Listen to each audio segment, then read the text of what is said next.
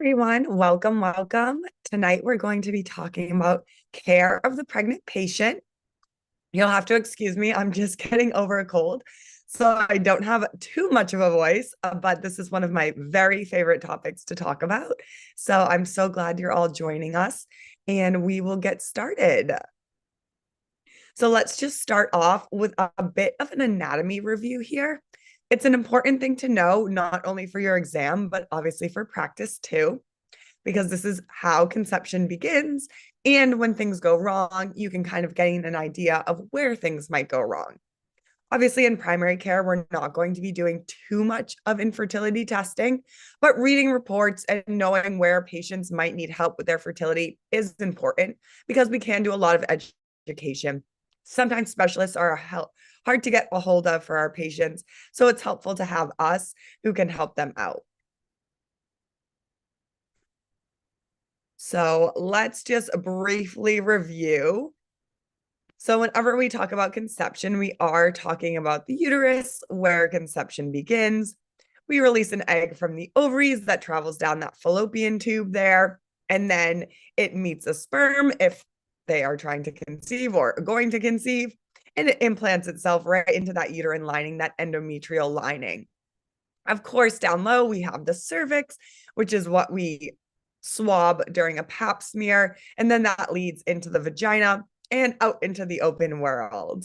That cervix is, again, what dilates when you have a baby vaginally, or not vaginally. Sometimes in a C-section, it still dilates, but that is essentially the door to the outside world and where babies come out.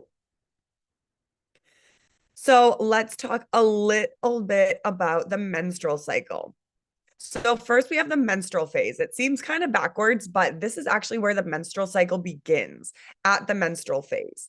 This is when we have a shedding of that uterine line. Typically lasts anywhere from 1 to 5 days. Most people are in like the 5-day window. Some might be a little longer, some a little shorter. This is going off of a typical menstrual cycle of 28 days. Of course, we know that things can vary between patients. After the menstrual phase, we have the follicular phase, where follicles in the ovaries begin to mature, each containing an egg. So a patient who is born with ovaries is born with millions of eggs, and every month, unless they're on some sort of medication or something's going wrong, a new egg is released. Around halfway through the cycle, we have ovulation, where that egg is actually released. And then it becomes a corpus luteum during that luteal phase. That corpus luteum secretes estrogen and progesterone. If fertilization does not occur, the corpus luteum degenerates. So then we go back to the menstrual phase. Now that we've covered that a little bit, let's talk a little bit about pregnancy signs and routine prenatal testing. This is really important for your boards. They love asking questions about that. So when we talk about pregnancy signs, we have presumptive, probable, and positive. Presumptive signs are all the subjective signs. So amenorrhea, nausea, fatigue, tender breasts, anything the patient is telling us. That is going to be a presumptive sign. Probable signs are Hager's sign, Chadwick's sign, and Goodell's sign, along with that HCG blood in the HCG blood test or urine test. And can you guys put in the chat what Hager's sign, Chadwick's sign, and Goodell's sign are? They all have to do with that cervix, remember.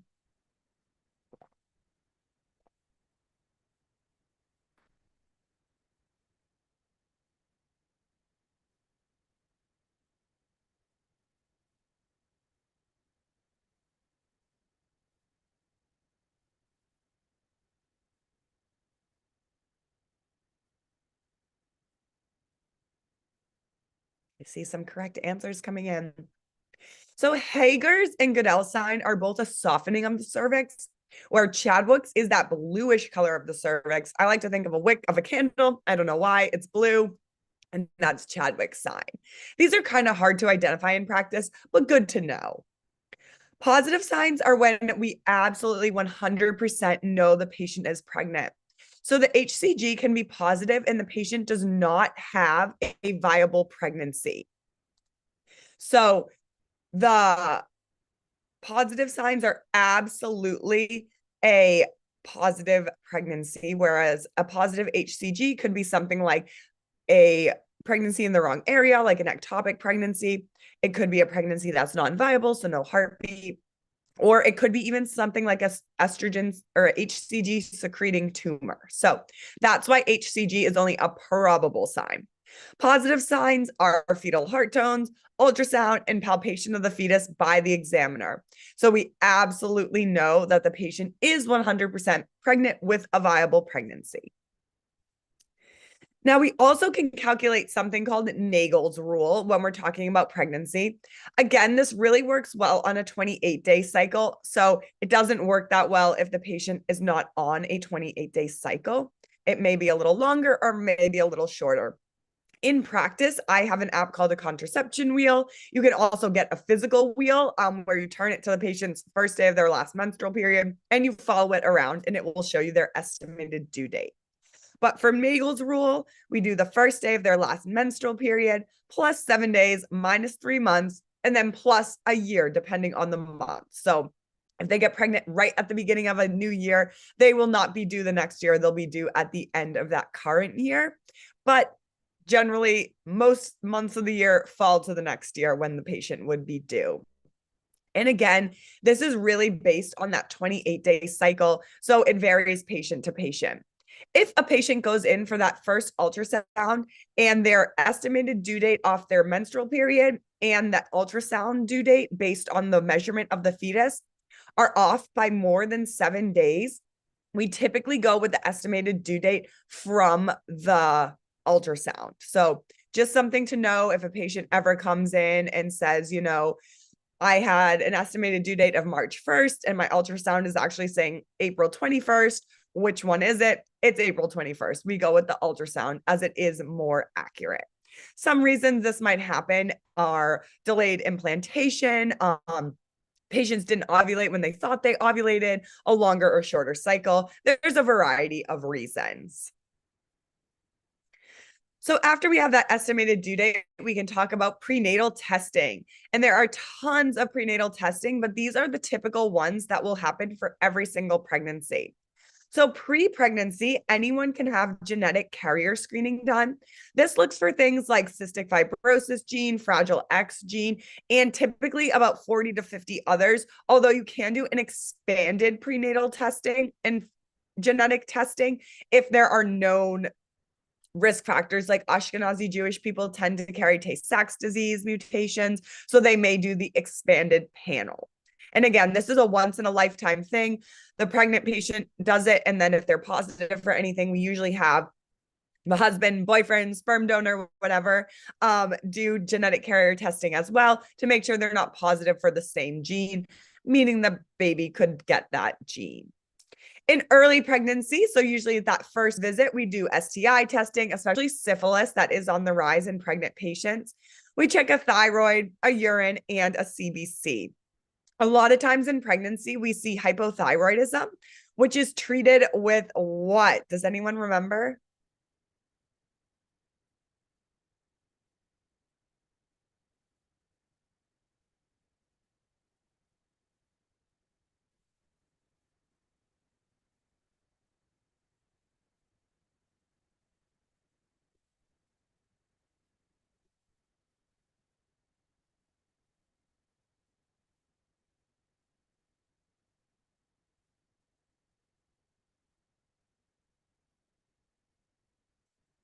Looks like everyone's got it. So hypothyroidism is treated with levothyroxine, and this is safe in pregnancy, so it is what we use. We typically see patients with hypothyroidism resolve after pregnancy, although it can persist. So if a patient has been recently pregnant, definitely want to check out their thyroid if they were treated in pregnancy. Around 10 to 12 weeks, we can do non-invasive prenatal testing, or NIPT, and a nuchal cord ultrasound, also sometimes called a nuchal translucency ultrasound. Non-invasive prenatal testing actually looks at the baby's genes in the mom's bloodstream or the pregnant patient's bloodstream. So this is again where we can tell the sex of the baby as well. It's essentially looking for a Y chromosome or not. So it's a pretty good test. It's like a 99.999% accuracy rate. Unlike the ones at home where you like prick your finger and send it away. Those ones do not have great accuracy for prenatal or the sex of the baby. This non-invasive prenatal testing can also test for things like trisomy 21, 18, 13, and 15. We know trisomy 21 is Down syndrome. So it looks for any abnormalities. And then it correlates them to the nuchal cord ultrasound, which is the thickness of the neck. An extra thick neck may be an indication that something is not right with the baby's development. Around 15 to 18 weeks, we can do an alpha fetal protein level or an AFP. This is not a very sensitive test, so it's actually not used very commonly. When I worked in OBGYN, we actually didn't use this test at all because the NIPT is so much more sensitive. A high alpha fetal protein could be something like multiples or spina bifida, and a low alpha fetal protein could be something like Down syndrome. But again, it's very common to not do this testing. It is just a blood test, but it's not very accurate. So we moved more towards the NIPT. Around 18 to 20 weeks, we do an anatomy ultrasound, look at all the parts of that baby. This is a long ultrasound. 24 to 28 weeks, really towards 24 weeks, we do gestational diabetes screening, where we have them drink that glucose drink and make sure that their glucose after 1 hour is less than 140. If it's not, if it's elevated, we will send them on down for a 3-hour glucose tolerance test, where they have a fasting 1 hour, 2 hour, and 3-hour testing done. If 2 of those 4 values or more are elevated on the 3-hour test, they are diagnosed with gestational diabetes. Does anyone remember what the treatment is for gestational diabetes?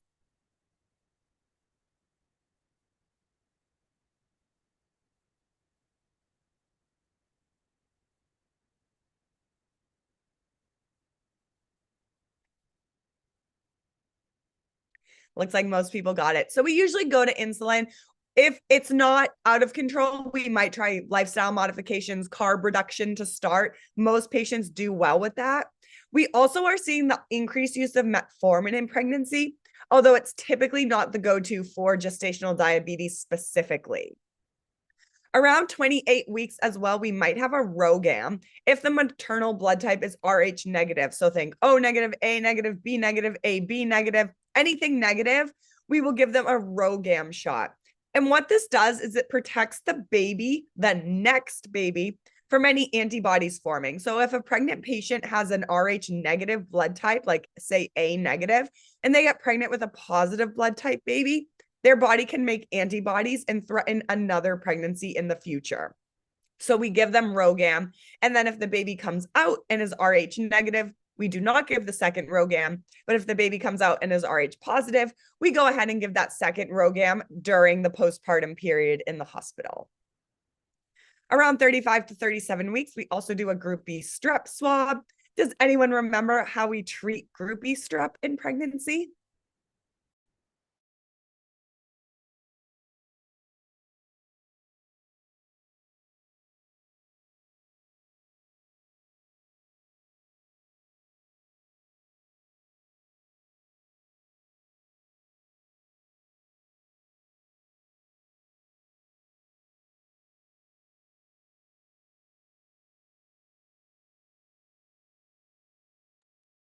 It looks like everyone's got it. So we do penicillins typically during labor. Looks like someone asked if the maternal blood type is Rh positive. In that case, they do not get a RhoGAM shot. It is only a risk if the patient has an Rh negative blood type.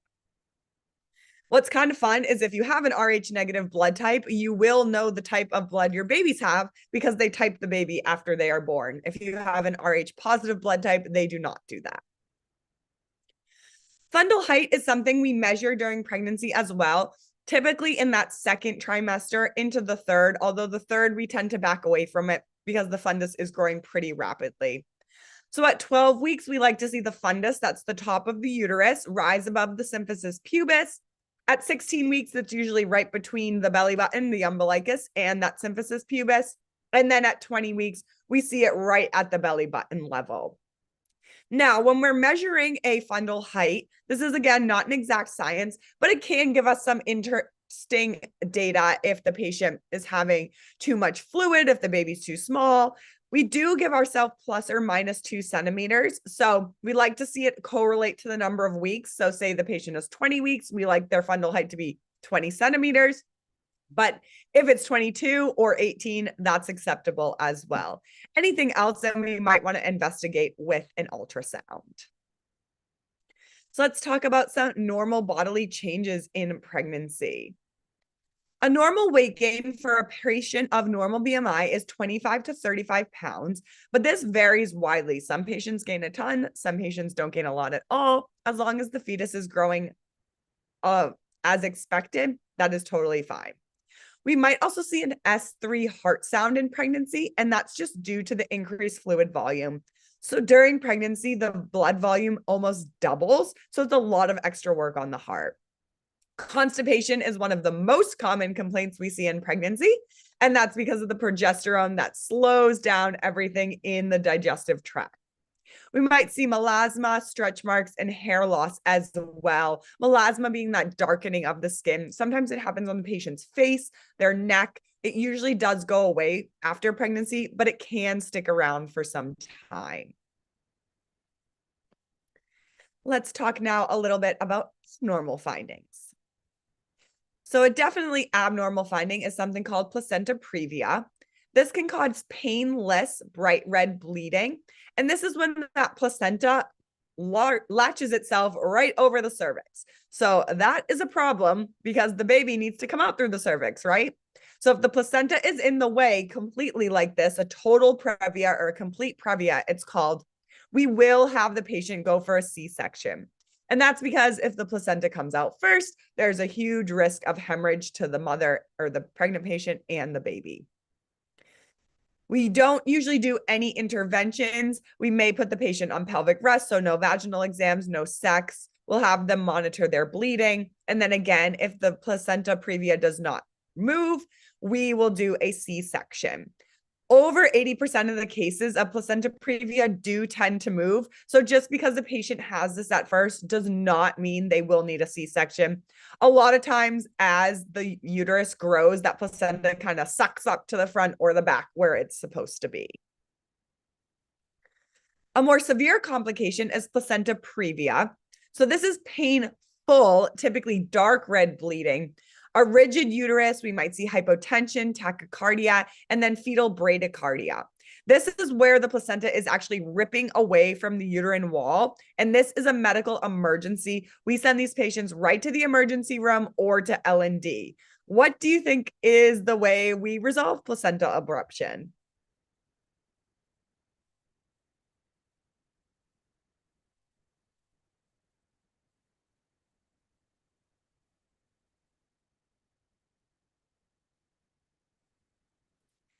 That's right. Everyone's saying delivery is true. Sometimes they may proceed with a vaginal delivery, but it's more common to see a C-section done to get that baby out stat, stop the bleeding, and prevent any hemorrhage. Preeclampsia is another complication we may see during pregnancy. And this is when the patient has an elevated blood pressure, proteinuria, edema, and they might even have headaches and blurred vision. This becomes eclampsia, full-blown eclampsia, when there is an onset of seizures. So these patients are monitored throughout their pregnancy, and they may recommend an earlier side delivery to resolve the preeclampsia. A pretty rare syndrome is HELLP syndrome, which stands for hemolysis, elevated liver enzymes, and low platelets.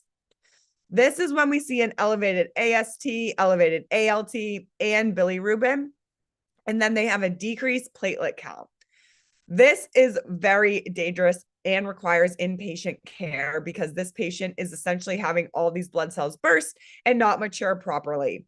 So if we ever suspect this in a patient, we see weird labs come back, we definitely want to make sure that we are getting this patient seen. And someone asked if preeclampsia is the same as pregnancy-induced hypertension, and it is not the same, as preeclampsia does include hypertension, but that's when we see the proteinuria and the other signs like edema. So a lot of patients do have the hypertension piece, but they are not in full-blown preeclampsia because they are not spilling protein into their urine. Really great question there.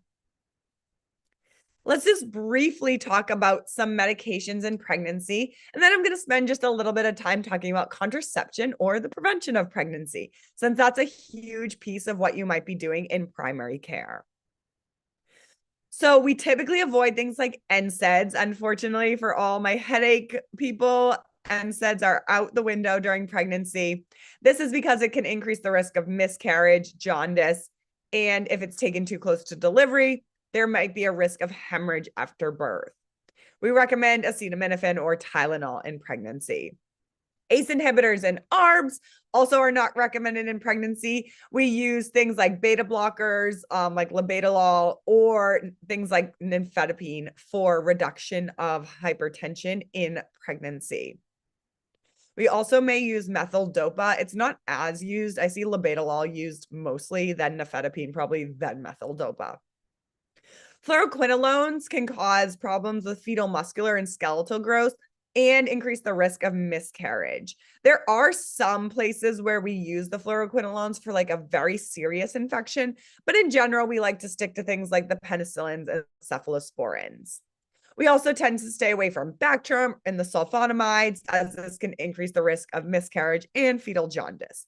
Again, these all may be used, but a specialist is going to be prescribing them. We typically do not prescribe these in primary care. Codeine and narcotics, we typically stay away from in pregnancy, which seems kind of weird because if you have an epidural or a C-section, right to the narcotics, typically for pain control there, at least during the procedure, but we avoid them generally. We also avoid warfarin and instead use something like a heparin or a Lovenox. This is just a little safer during pregnancy, as warfarin may cause some birth defects. Benzodiazepines, again, are a controlled substance that we like to avoid in pregnancy. Again, there are some circumstances where we do use these. We typically use something like hydroxyzine if we're leaning towards the benzos during pregnancy. And then a really big one, boards love to ask about this one, is isotretinoin or Accutane. This is a big no. This has no place with pregnancy. If you've ever been on Accutane, or if you're an iPledge, which is the training you have to do to prescribe Accutane provider, you know the patient must be on 2 forms of birth control if they have a uterus, and they must prove every single month they are not pregnant. So very serious. It can lead to fatal birth defects. Essentially, if the patient gets pregnant on isotretinoin, it's almost always a non-viable pregnancy. So just something to know there. Absolutely cannot get pregnant on isotretinoin. There is no wiggle room there. So now let's talk about contraception. This is commonly called birth control or methods to prevent pregnancy.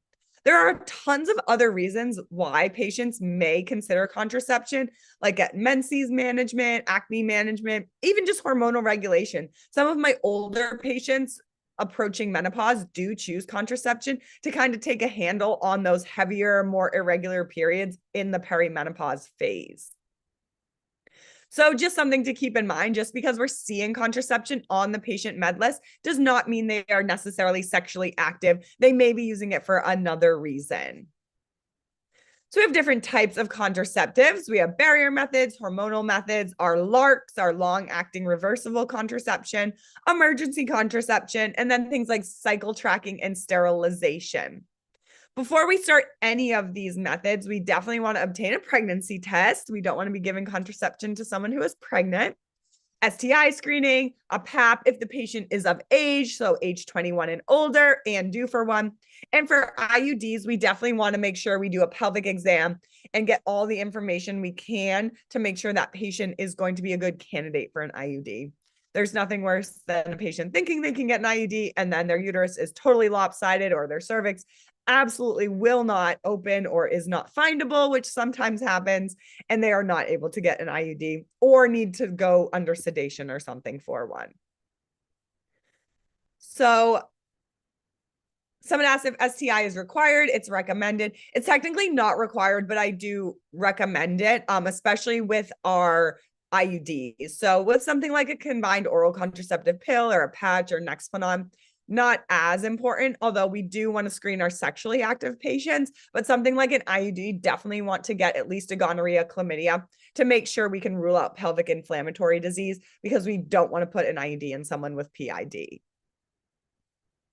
So our barrier methods, these are very common in primary care, in GYN. These are very preferred by patients. Not so much the diaphragm and cervical cap, although they do exist. And I have seen a little bit of an uptick in patients using these.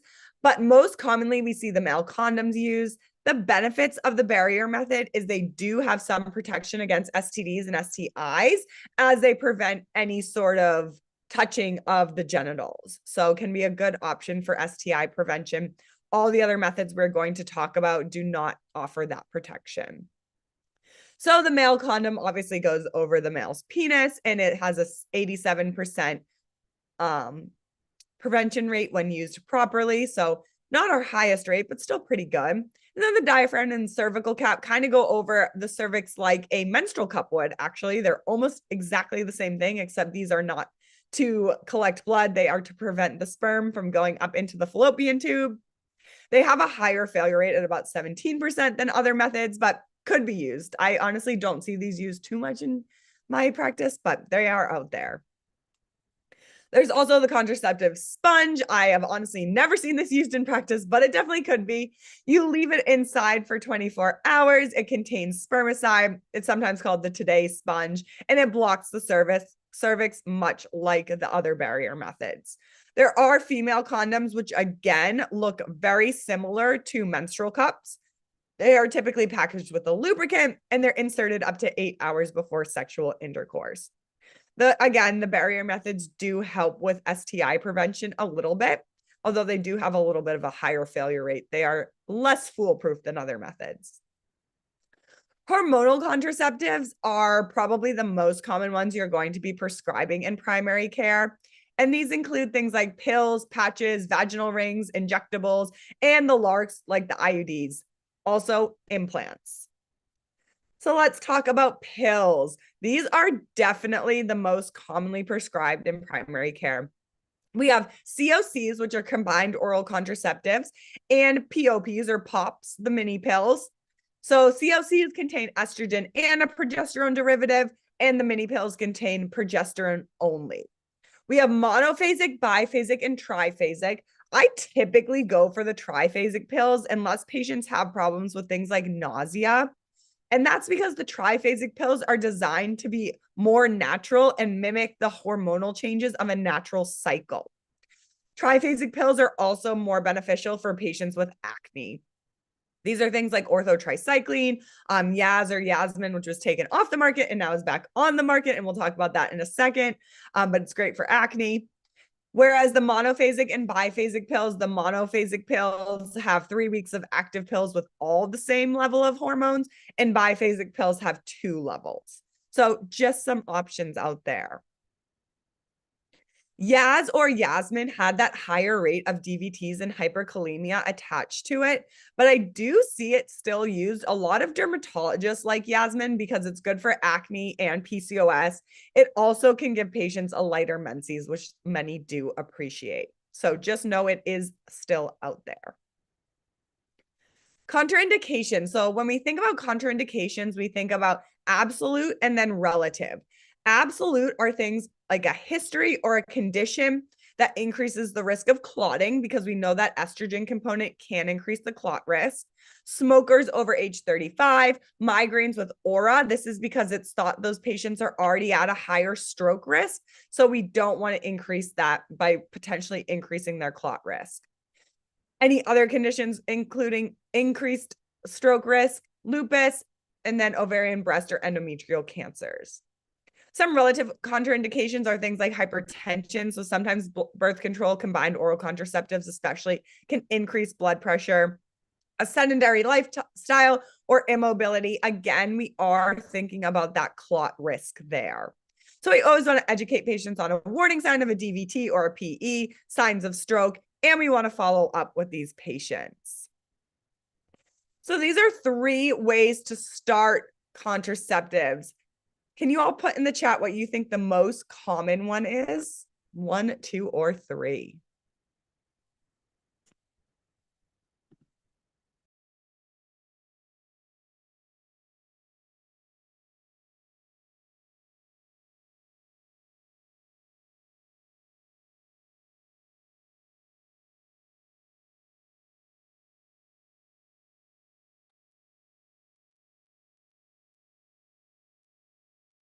So it is typically number 3. And that is because it usually means the patient does not get their period on the weekend for further months.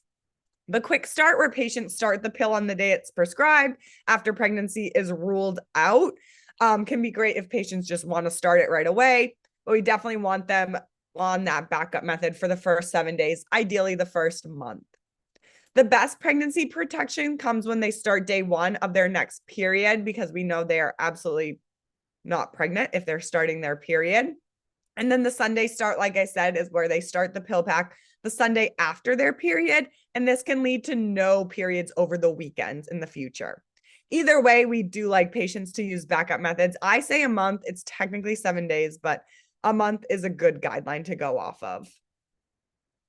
So those mini pills, those progestin only, the pops, these have a decreased risk of clot formation, and they also don't affect milk supply in lactating patients, unlike things like estrogen containing pills. That's not an absolute contraindication, but it could decrease their milk supply, so it's not a great choice. Someone asked if the combined oral contraceptives lower the risk of ovarian and endometrial cancer. Why is it contraindicated when a patient has ovarian and endometrial cancer? That's a good question. So it lowers the risk of ovarian and endometrial cancer because it suppresses ovulation and it thins the uterine lining. But if a patient already has ovarian or endometrial cancer, we do not want to be feeding that cancer with more estrogen, which is something that typically makes those tumors grow larger. A lot of times we see in the reproductive system estrogen secreting tumors that are cancerous. So cons of the progestin only pills are they must be taken at the same time every day. Missing one pill or even being off by a couple hours does decrease the efficacy and may cause withdrawal bleeding. My favorite of the pops is Slind, which is newer to the market, but there is less likelihood of irregular bleeding. I found a lot of my patients do really well on Slind. Camilla is a pretty popular other one, and Sorel is out there as well. We also have the vaginal ring called NuvaRing, where they put a ring into the vaginal canal for 3 weeks or 21 days, and then remove it for 1 week when they get their period. A note about periods on hormonal contraceptives, it's not actually a true period. It's more withdrawal bleeding. So you're taking away the hormone and the patient is bleeding. That's why patients technically do not have to have a period when on combined or any type of hormonal contraceptive. Education around the ring includes things like leaving the ring in place even during intercourse. If it falls out, insert a new one within 3 hours. If they're not able to, use the backup method of birth control for, I say, a month. It is technically 7 days. Another type is the patch called Xulane. That's the one on the market now. This is a combined hormonal birth control, and this has a high risk of developing blood clots. I don't typically prescribe the patch a lot, but it is out there. One thing about the patch is we never place it on breast tissue. And we have the patient wear 1 patch a week, then replace the patch for 3 weeks in a row. And on the 4th week, they don't put on a patch and they bleed. So a little bit similar to the vaginal ring there. We also have an injectable, Depo-Provera. This is a shot given every 3 months. It's progesterone only. The biggest side effect from Depo is weight gain. So a lot of things out there will tell you that patients gain weight on oral contraceptives, and long studies have actually disproven that. The only type of birth control with a weight gain risk associated through studies is Depo-Provera. So this is not a good option for patients who already struggle with weight. It can be a good option for patients who need to gain a little bit of weight. Now let's move on to some of my favorites, the LARCs. So we have Nexplanon. A fun fact about Nexplanon is you must be certified by the manufacturer to implant and explant them. So if you're interested in doing this in your practice, I definitely recommend reaching out to Nexplanon and attending one of their seminars. It's very quick. It's just practice and information on how to insert them and take them out. They are approved for 3 years of use, although they are being evaluated for up to 5 years. The manufacturer still only says 3 years, although places like Planned Parenthood do say they can stay in for 5 years. In my practice, I go off of what the manufacturer says, which is 3 years. Some cons are there is an insertion site scar. They tend to cause irregular bleeding for like 6+ months. So whenever I put these in a patient, I do tell them they can expect light irregular bleeding for a while. You also can feel the rod under the skin, and this might freak some patients out, so it might not be a good option for all patients. Good old IUDs are long-term, reversible, and they're pretty effective when they stay in place. There are types with hormones and without hormones. There are risks of expulsion, so the IUD falls out, and migration, which is a smaller risk where it moves outside the uterus. We don't use if they have a cervical or uterine abnormality. Remember before I said that we want to make sure we do a pelvic exam, a history of PID, or a history of ectopic pregnancies, as these can increase the risk if the patient were to get pregnant. It may be an ectopic pregnancy. Paragard is the non-hormonal IUD. If you've ever inserted or had a Paragard inserted, you know it is a pain in the booty to insert. All the other IUDs come in these nice straws where you can do it one hand. Paragard, you have to make a sterile field. You have to insert the Paragard to the straw. The straw is not very flexible. I found it a much more painful procedure, even with a cervical block, which I use for IUD insertion. So might not be a great choice for patients with a low pain tolerance, but it is copper. There are no hormones. And the most reported side effect is worsening periods. So longer flow, more cramping. It is a great option for a non-barrier, non-hormonal contraceptive, and it can be used as emergency contraception, interestingly enough. So it can be inserted up to 5 days after unprotected sexual intercourse and work as a barrier protection. Who remembers what hormone the other IUDs contain? Is it estrogen, progesterone? Is it both? Throw it in the chat.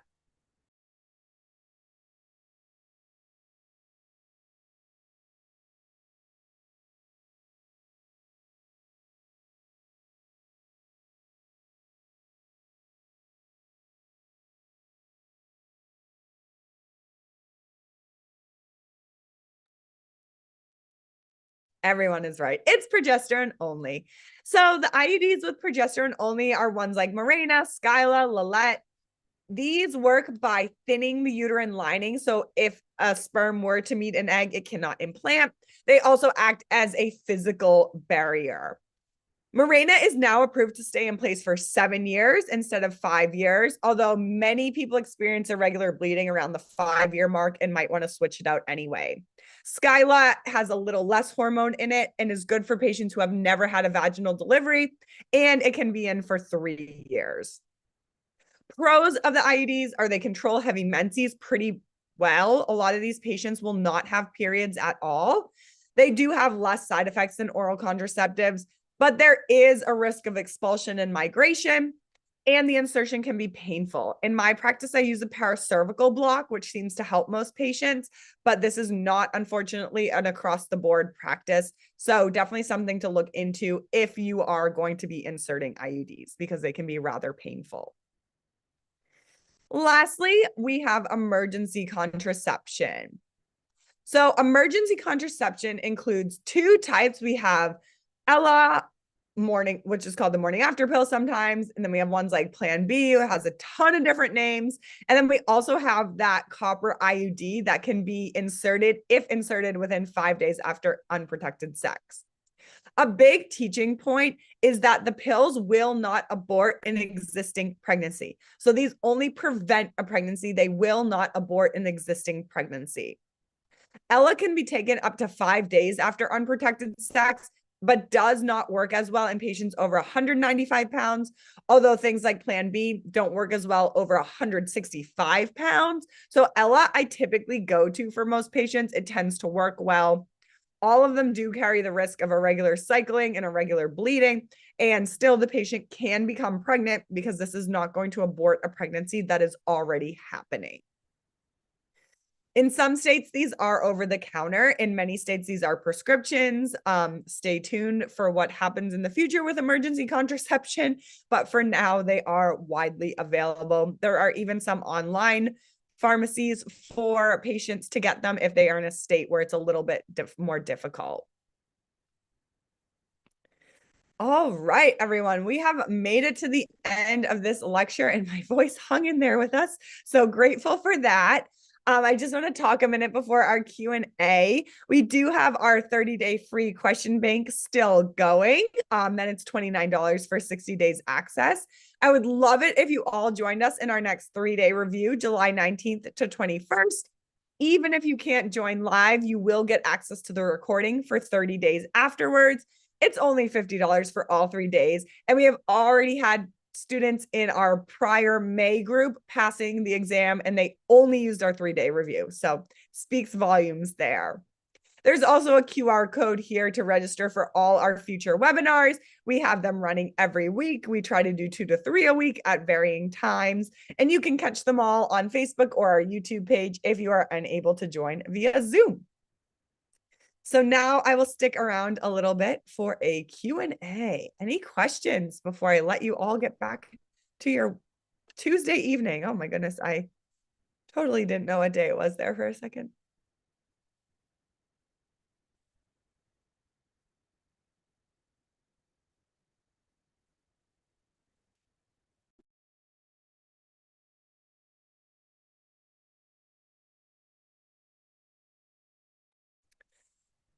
I asked, someone asked, not a patient, oh my goodness, if I recommend attending the 3-day review closer to the exam. Honestly, we've had some students attend further away so they know what they need to study, their weaker areas, and then attend again closer up, or do our on-demand content, which we are just building out for release. Pregnancy is typically not a heavily covered topic on the boards, as these patients typically go to GYN, although contraception can be more heavily covered on the boards. And that goes for AGNPs too.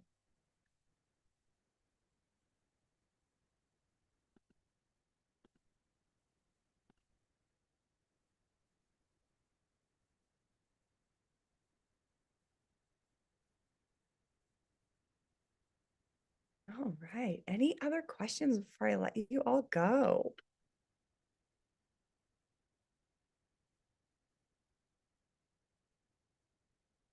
Someone asked about Rocky Mountain spotted fever. Yes, it's always doxycycline, even in pregnancy. That's because the risk of death with Rocky Mountain spotted fever is very high.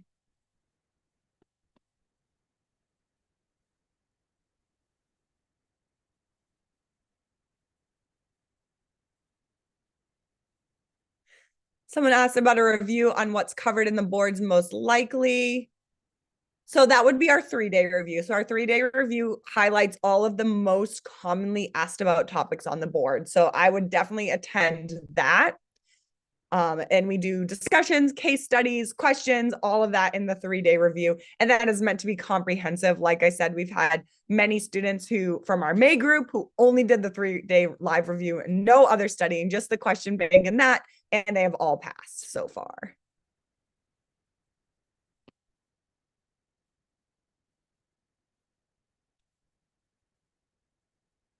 Our new 3-day review is a little different than the other 3 days. We're always tweaking them, but it is comprehensive. It's pretty much the meat and potatoes of what you need to know. Of course, you could always be asked a zebra question or something like that, but every hard hitting topic is covered in our 3-day review.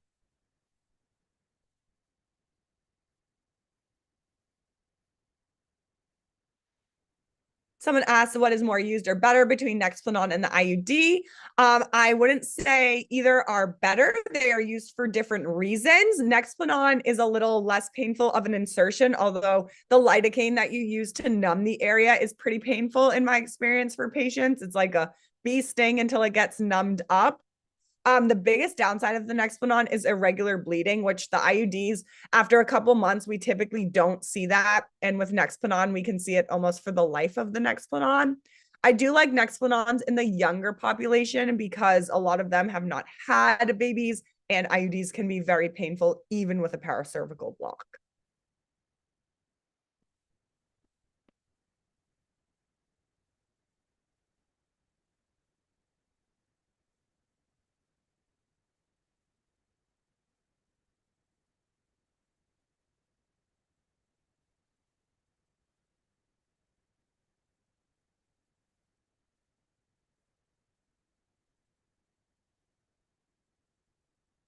Which one can you not give if they're wanting to get pregnant soon? That's Depo. So Depo has a longer return to fertility. Remember, you get it every 3 months. It can take a while for ovulation to start occurring after that. Depo also carries a risk of osteoporosis. So I typically don't use Depo that often in my practice. There are no restrictions on which birth control you use for a particular age group. Younger patients often have a hard time remembering pills every day and typically are not great candidates for things like IUDs because, again, they've never had babies. Nexplanon can be a great option for them. I see a lot of Nexplanon use in my younger patient population. And then the good old combined oral contraceptives. A good reminder for them is to put it with their toothbrush. One, because at night it reduces nausea for the patients, and two, because then they'll hopefully remember it before they go to bed, which is typically around the same night time every night.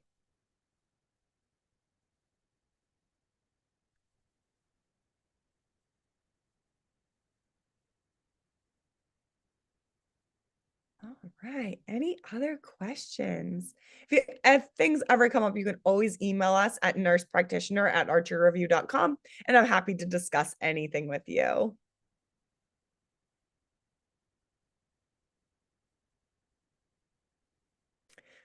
Someone asked how long after stopping contraception can you get pregnant? It depends on the type, but right away, typically.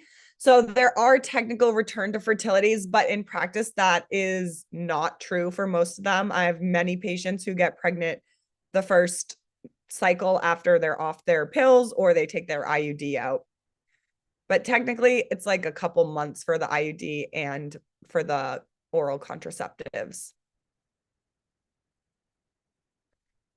Is it hard to get pregnant after removing the copper IUD? Typically not, because the copper IUDs and all the IUDs do not prevent ovulation. They just act as a barrier or a endometrial lining thinning agent. So it's usually pretty quick after that.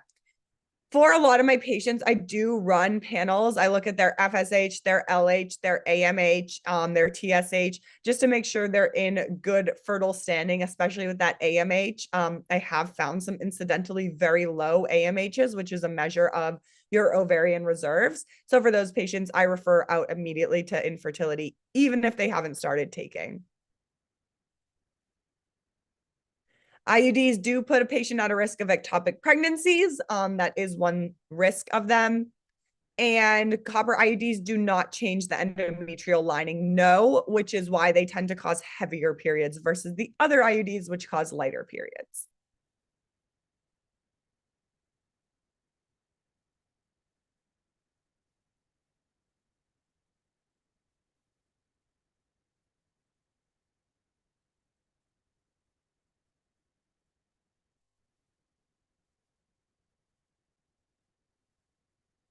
All right. Anything else?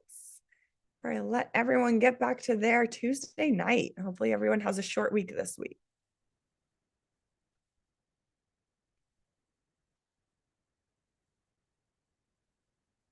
All right. If anything else comes up, feel free to send us an email to nursepractitioner@archerreview.com, and I'll catch you in the next one.